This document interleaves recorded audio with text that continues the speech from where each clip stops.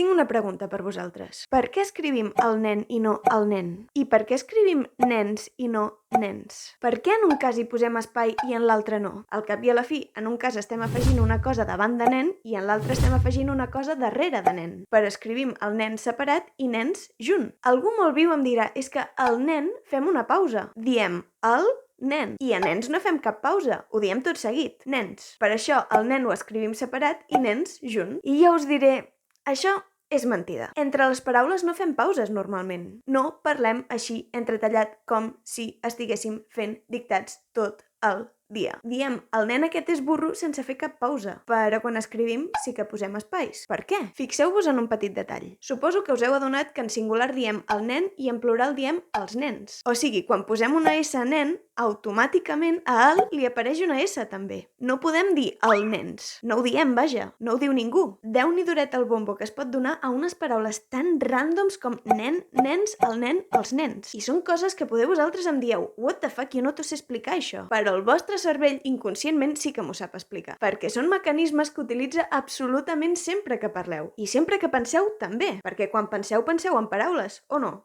Per entendre per què posem espai en alguns llocs i no en posem en alguns altres, hem d'entendre que les coses lingüístiques, perquè ens entenguem, les lletres, les paraules, etc., segueixen una jerarquia. I què és una jerarquia? Mireu, això és una jerarquia. A l'edat mitjana es considerava que el rei era el més important. Després venien els nobles i després tot el populatge en general. Aviam, fer jerarquies de persones està fatal. Caca, perquè tots som iguals i tots hem de ser iguals. Però les coses lingüístiques no són sempre iguals. M'explico. La S de nens no és igual d'important que l'article el. D'això se n'hi diu article, d'acord? El és un article. La S de nens i la S de els té com una categoria inferior. Considerem que el és una paraula i que nen també és una paraula. Però la S és un morfema, que és menys que una paraula. O sigui, les paraules, el, nen, serien per aquí dalt, a la zona del rei i els nobles, i els morfemes, com la S, serien per aquí baix amb el populatge. Tot i així, de les paraules i els morfemes en començarem a parlar a la propera classe, al proper vídeo, o al proper com n'hi vulgueu dir. A reveure!